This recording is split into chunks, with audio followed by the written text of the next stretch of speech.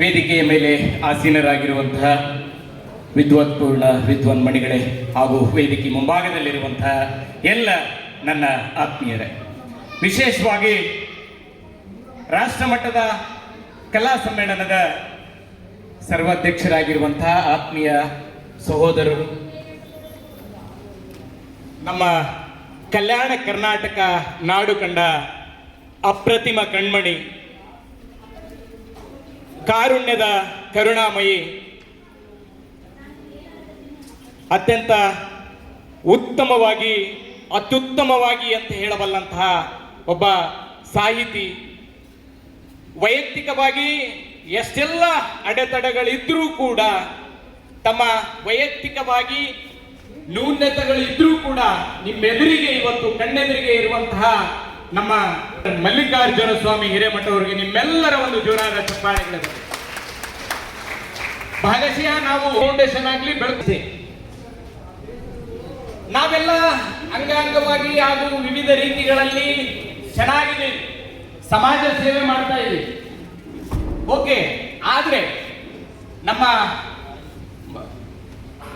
ರಾಜು ಸೂಲೇನಹಳ್ಳಿ ಹಾಗೂ ನಾನು ಒಂದು ಸಮ್ಮೇಳನವನ್ನ ದಾವಣಗೆರೆಯಲ್ಲಿ ಮಾಡಬೇಕು ಅಂತಂದಾಗ ಒಂದು ಫಸ್ಟು ನಮ್ಮ ತನುಶ್ರೀಯಿಂದನೇ ಮಾಡೋಣಪ್ಪ, ಈ ಹಿಂದೆ ಸಪೋರ್ಟ್ ಮಾಡ್ದಂಗೆ ನಾನು ಮಾಡ್ತೀನಿ, ನಾನು 124ನೇ ಕಾರ್ಯಕ್ರಮವನ್ನ ಹಮ್ಮಿಕೊಳ್ತಾ ಇದ್ದೀನಿ, ಆ ಒಂದು ಇದರಲ್ಲಿದ್ದೀನಿ ಅಂತಂದ್ರೆ, ಇಲ್ಲ ಗೆಳೆಯ ನೀನು ನನ್ನ ಜೊತೆಗೆ ಇರಬೇಕು ಈ ಸರಿ ಅಂತ. ಆಯ್ತು ಅಂತ ಹೇಳ್ಬಿಟ್ಟು ನಮ್ದು ಆದಾಗ ಯಾರು ಸಮ್ಮೇಳನದ ಅಧ್ಯಕ್ಷರು ಅಂತಂದಾಗ ಹೀಗಿದ್ದಾರೆ ಅಂದ್ರೆ ಒಂದೇ ಮಾತಿಗೆ ನನ್ನ ಗೆಳೆಯ ಒಪ್ಕೊಂಡ, ಹೇಳಿದೆ ಏನು ಅಂತ, 40 ರಿಂದ 50 ಜನ ವೃದ್ಧರು,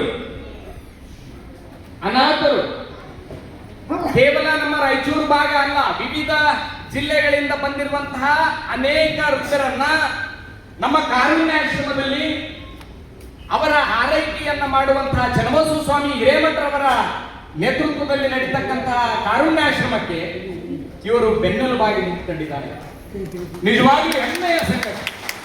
ಯಾಕಂತಂದ್ರೆ ಇವತ್ತು ಒಂದು ಕುಟುಂಬ ನಡಿಬೇಕಾದ್ರೆ 4 ಜನ 5 ಜನ ನಮ್ಮ ಕುಟುಂಬ ನಡಿಬೇಕಾದ್ರೆ ಒಂದೊಂದು ತಿಂಗಳು ನಮ್ಗೆ ಬಹಳ ಸಂಕಷ್ಟ ಸ್ಥಿತಿ ಬಂದಿರ್ತದೆ.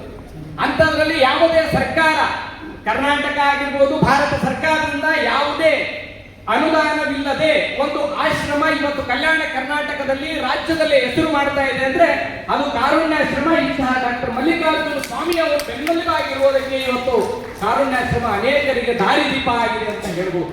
ಅಂತಹ ದಾರಿದೀಪ ಆಗಿರುವಂತಹವ್ರನ್ನ ನಮ್ಮ ರಾಜು ಸೂಲೇನಹಳ್ಳಿಗೆ, ಆಮೇಲೆ ನಮ್ಮ ತನುಶ್ರೀ ಫೌಂಡೇಶನ್ ಪದಾಧಿಕಾರಿಗಳು, ನಮ್ಮ ಬೆಳಕು ಸಂಸ್ಥೆ ಪದಾಧಿಕಾರಿಗಳ ಮುಂದೆ ನಾವು ಇವತ್ತು ತೋರಿಸೋದು ಕಾರಣ ಇಷ್ಟೇ, ಕೇವಲ ಸಮಾಜ ಸೇವಕರಷ್ಟೇ ಅಲ್ಲ, ಅವರಲ್ಲೊಬ್ಬ ಚಿಂತನಾಶೀಲ ಸಾಹಿತ್ಯ ಕೂಡ ಅಡಗಿದೆ.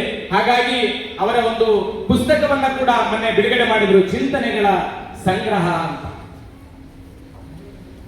ಇದರಲ್ಲಿ ಸಾಮಾಜಿಕವಾಗಿ ಪರಿವರ್ತನೆ ಆಗುವಂತಹ ಬರಹಗಳನ್ನು ಜೊತೆಗೆ ತಮ್ಮ ವೈಯಕ್ತಿಕ ಅನುಭವಗಳನ್ನ ಹಾಗೂ ಸಾಹಿತ್ಯ ಸಂಘಟನೆಗಳನ್ನ ಯಾವ ರೀತಿ ಇರಬೇಕು ಎನ್ನುವಂತಹ ಮುನ್ಸೂಚನೆಯನ್ನ ಈ ಪುಸ್ತಕದಲ್ಲಿ ಅವರು ಪ್ರಚುರಪಡಿಸಿದ್ದಾರೆ. ಅಂತಹ ವ್ಯಕ್ತಿ ಇವತ್ತು ನಮ್ಮ ಸಮ್ಮೇಳನದ ಅಧ್ಯಕ್ಷರಾಗಿ ನಿಮ್ಮ ಮುಂದೆ ಇದ್ದಾರೆ ಅಂತಂದ್ರೆ ನಮ್ಮ ಸೌಭಾಗ್ಯವೇ ಸರಿ ಅಂತ ಹೇಳಿದ್ರೆ ತಪ್ಪಾಗಲಾರದು. ಹಾಗೆ ಇವತ್ತು ಉದ್ಘಾಟಕರಾಗಿ ನಮ್ಮ ಪ್ರಭಾ ಮಲ್ಲಿಕಾರ್ಜುನ ಮೇಡಮ್ ಆಗಮಿಸಬೇಕಾಗಿತ್ತು. ಅನಿವಾರ್ಯ ಕಾರಣಗಳಿಂದ ಅವರ ಕುಟುಂಬದಲ್ಲಿ ಒಬ್ರು ಮರಣ ಹೊಂದಿರೋದ್ರಿಂದ ಅಲ್ಲಿಗೆ ಹೋಗ್ತೀನಿ, ಆಮೇಲೆ ಮತ್ತೆ ಮಧ್ಯಾಹ್ನ ಅಥವಾ ಸಾಯಂಕಾಲ ಬರ್ತೀನಿ ಅಂತ ಹೇಳಿದ್ರೆ, ಹಾಗಾಗಿ ಅವರಿಗೂ ಕೂಡ ನಾನು ತುಂಬ ಹೃದಯದ ಧನ್ಯವಾದಗಳನ್ನ ಹೇಳ್ತಾ ಇದ್ದೀನಿ. ಹಾಗೆ ಈ ನಿಟ್ಟಿನಲ್ಲಿ ಪ್ರತಿ ಬಾರಿಯೂ ನನ್ನ 123 ಸಮ್ಮೇಳನಗಳಲ್ಲಿ ಪ್ರಾಸ್ತಾವಿಕ ಕೇಳಿ ಸಾಕಾಗಿತ್ತು ನಮ್ಮ ಸಂಸ್ಥೆಯವರಿಗೆ. ಒಂದು ಸಮ್ಮೇಳನದ ಅಧ್ಯಕ್ಷರ ಪರಿಚಯ ಹಾಗೂ ಸಂಘಟನಾ ನುಡಿ ಅಂತ ಹೇಳೋದು ಕೊಟ್ಟಿದ್ದಾರೆ. ನಮ್ಮ ತನುಶ್ರೀ ಫೌಂಡೇಶನ್ ಆಗಿರ್ಬೋದು, ಬೆಳಕು ಸಂಸ್ಥೆ ಆಗಿರ್ಬೋದು, ಒಂದೇ ನಾಣ್ಯದ 2 ಮುಖಗಳು. ಯಾಕಂದ್ರೆ ನಾನು ರಾಜು ಇಬ್ರು ಸ್ನೇಹಿತರು, ಜೊತೆಗೆ ಬಂದಂತವರು ಸಂಘಟನೆಯಲ್ಲಿ. ನಂದು ನ್ಯಾಯಾಂಗ ಇಲಾಖೆ ಆಗಿದ್ರೆ ಕಳೆದ 10-12 ವರ್ಷಗಳ ಹಿಂದೆ ಒಂದು ಶೈಕ್ಷಣಿಕ ಒಂದು ಇಲಾಖೆ ಆಗಿದೆ. ಈಗ ನಾನು ಪತ್ರಿಕೋದ್ಯಮಕ್ಕೆ ಹೋಗಿದ್ದೀನಿ, ಅದೇ ನಮ್ಮ ಶೈಕ್ಷಣಿಕವಾಗಿನೇ ಇವತ್ತಿಗೂ ಕೂಡ ಬಳಲಾಡ್ತಾ ಇದ್ದಾನೆ ಅದರಲ್ಲಿ ಅಂತಂದ್ರೂ ಕೂಡ ಆಗ್ಬಾರ್ದು. ಯಾಕಂತಂದ್ರೆ ಒಬ್ಬ ಗೆಳೆಯನ ಕಷ್ಟ ನನಗೆ ಅರ್ಥ ಆಗುತ್ತೆ. ಯಾವುದೇ ಒಂದು ಕಾರ್ಯಕ್ರಮಗಳು ಬಂತು ಅಂದಾಗ, ಗೆಳೆಯ ಎಕ್ಸಾಮ್ ಇದಾವೆ, ಹೆಡ್ ಮಾಸ್ಟರ್ ಇದ್ದೀನಿ, ಎಲ್ಲಾ ಶಿಕ್ಷಕರದು ಭಯ ಅದ, ನನ್ನ ಒಂದು ಸ್ವಲ್ಪ ಕೈ ಬಿಟ್ಬಿಟ್ಟು ನೀನು ತಗೊಂಡ್ಬಿಡು ಜವಾಬ್ದಾರಿ ಅಂತ ಹೇಳಿದಾಗ ಅಷ್ಟೇ ಖುಷಿಯಿಂದ ನಾನು ಮಾಡಿದ್ದೀನಿ. ಗೆಳೆಯ ಏನಾದರೂ ಒಂದು ಮಾತು ಅಂತಿರ್ತೀನಿ, ಬೇಜಾರು ಮಾಡ್ಕೋಬೇಡ, ನನ್ನ ರಾಯಚೂರು ಘಾಟಿ ಭಾಷೆ ಅಷ್ಟೇ. ಮಾನಸಿಕವಾಗಿ ನಾವು ವೈಯಕ್ತಿಕವಾಗಿ ಅಷ್ಟೇ ಒಳ್ಳೆಯವರು ಇರ್ತೀವಿ. ಆದರೆ ಈ ಒಂದು ಕಾರ್ಯಕ್ರಮಕ್ಕೆ ಹೇಳಿದಾಗ ಪಾಪ ರಾಜುದು ಎಂಥ ದೊಡ್ಡ ಮನಸ್ಸು ಅಂತಂದ್ರೆ, ಗೆಳೆಯ ನೀನು ಯಾರನ್ನಾದ್ರೂ ಸಮ್ಮೇಳನದ ಅಧ್ಯಕ್ಷರನ್ನು ಮಾಡು, ನೀನು ಆಯ್ಕೆ ಮಾಡೋಂಥವ್ರು ಅಷ್ಟೇ ತೂಕ ಇರ್ತಾರೆ ಅಂತ ಒಂದು ಮಾತನ್ನು. ಯಾಕಂದ್ರೆ ಈ ಹಿಂದಿನ ಸಮ್ಮೇಳನದಲ್ಲಿ ನಾವು ಡಾಕ್ಟರ್ ಚನ್ನಬಸವ ಸ್ವಾಮಿ ಹಿರೇಮಠರವರನ್ನ ಸಮ್ಮೇಳನದ ಅಧ್ಯಕ್ಷರು ಮಾಡಿದ್ವಿ ಚಳಿಕೆರೆ. ಅಂತಹ ಒಂದು ನಾಂದಿ ಇವತ್ತು ಹಲವು ಸಂಘ ಸಂಸ್ಥೆಗಳು ನಮ್ಮ ಈ ಒಂದು ಕಾರ್ಯಕ್ರಮಕ್ಕೆ ವಿಶೇಷವಾಗಿ ಪ್ರಶಸ್ತಿ ಪ್ರದಾನ ನಮ್ಮ ಆತ್ಮೀಯರು ಹಾಗೂ ನನ್ನ ಹಿರಿಯ ಸಹೋದರ ಹಾಗೂ ವಿಶ್ವ ದರ್ಶನ ಪತ್ರಿಕೆಯ ಸಂಪಾದಕರು ಆಗಮಿಸಿದ್ದಾರೆ.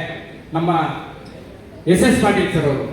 ನಾವು ಇಂಥವು ಚಿಕ್ಕ ಮಾಡ್ತೀವಿ, 123 ಮಾಡಿದ್ರು ಅವ್ರ ಮುಂದೆ ಅದೇನಂತಾರಲ್ಲ ದೊಡ್ಡ ಅಣ್ಣ ತರ ನಮ್ಗೆ ಬೆನ್ನೆಲುಬಾಗಿ ನಿಂತ್ಕೊಂಡಿರ್ತಾರೆ. ಇವತ್ತು ನಮ್ಮ ಜೊತೆಗಿದ್ದಾರೆ ಹಾಗೂ ಅನೇಕರು ಇದ್ದಾರೆ. ಮತ್ತೆ ಇನ್ನೋರ್ವ ನಮ್ಮ ಸಂಘಟಕರು ಸ್ಥಳೀಯರು. ದಯವಿಟ್ಟು ಗಣೇಶ್ ಸರ್